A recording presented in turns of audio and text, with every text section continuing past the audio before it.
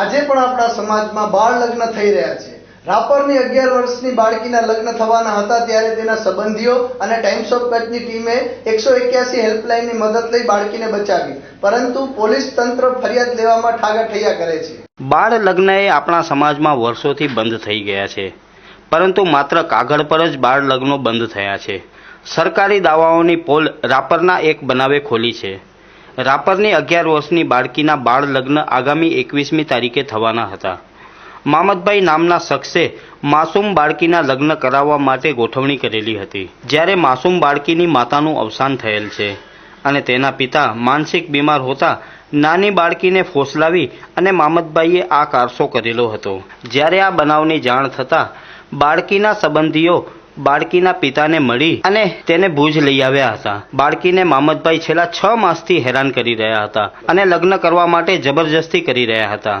તો સાંભળીએ પીડિતાને। તમારા જબરજસ્તી કોણ મેરેજ કરાવતું? મામદભાઈ। નાની ઉંમરે તમને પોતાને મેરેજ કરવા છે? નથી કરવા? બરાબર। કેટલા વર્ષ પછી કરાય મેરેજ? 18। તમારી મરજીથી તમારા લગ્ન થવા કરતા હતા? જબરજસ્ત થતો ને? ઓય।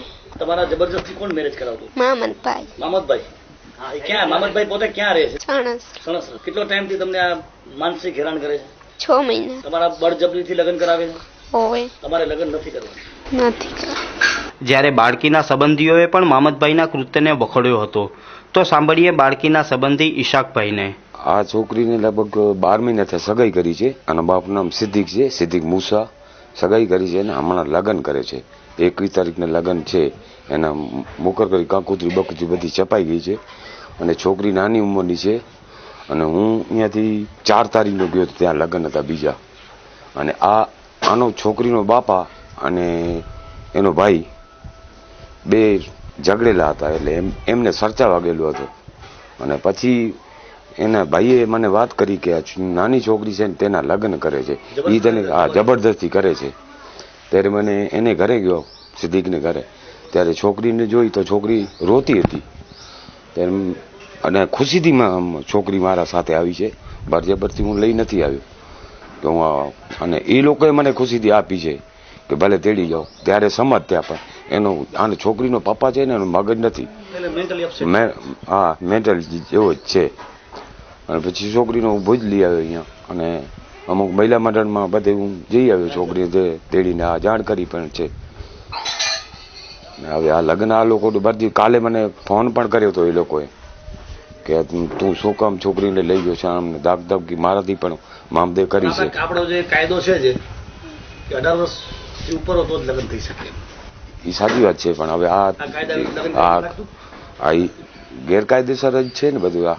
જ્યારે મહિલાઓની સુરક્ષા બાબતે 181 હેલ્પલાઇન શરૂ કરવામાં આવેલ છે, તે હેલ્પલાઇનનો સંપર્ક કરતા 181 હેલ્પલાઇનની ટીમ તાત્કાલિક બાળકીના સંબંધીઓને ઘરે પહોંચી આવી હતી અને બાળકીને સાથે લઈ સમગ્ર મામલાની ફરિયાદ ભુજ એ ડિવિઝન પોલીસ સ્ટેશને કરેલી હતી, પરંતુ આપણું પોલીસ તંત્ર ફરિયાદ પણ નોંધતું નથી અને ઉલટું બાળકીને બચાવનારને જ ભુજ એ ડિવિઝન પોલીસ સ્ટેશને સવાલો પૂછ્યા હતા અને સવાલો પૂછી અને હેરાન કર્યા હતા। જ્યારે ફરિયાદ નોંધતી વખતે બાળકીની સાથે અમુક પત્રકારો પણ જોડાયા હતા, ત્યારે ભુજ એ ડિવિઝન પોલીસે પત્રકારો શા માટે હાજર છે તેવા પ્રશ્નો પૂછી અને બાળકીના પરિજનોને પણ હેરાન કર્યા હતા। આમ ભુજ એ ડિવિઝન પોલીસ મહિલાઓને મદદ કરતી નથી અને માત્ર સુરક્ષા સેતુ અંગેના કાર્યક્રમો જ આપે છે, પરંતુ જ્યાં કાર્યવાહીની જરૂરિયાત હોય છે ત્યાં ફરિયાદ પણ નોંધતી નથી। તો સાંભળીએ 181 હેલ્પલાઇનની મહિલા અધિકારીને। મારું નામ ભેડાકા છે।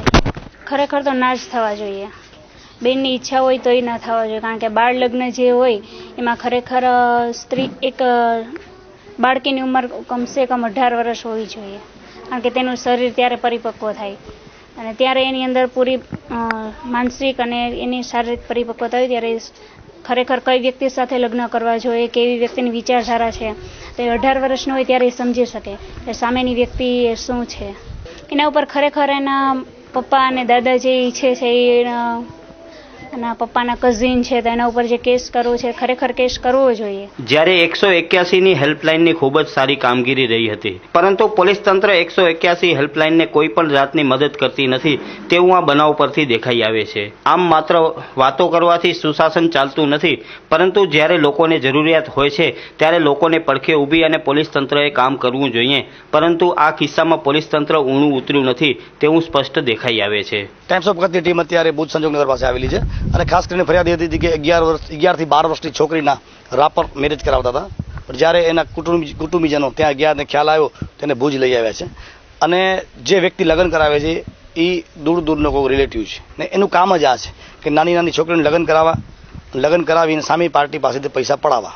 આવી કેટલી છોકરીની જિંદગી બરબાદ કરી છે.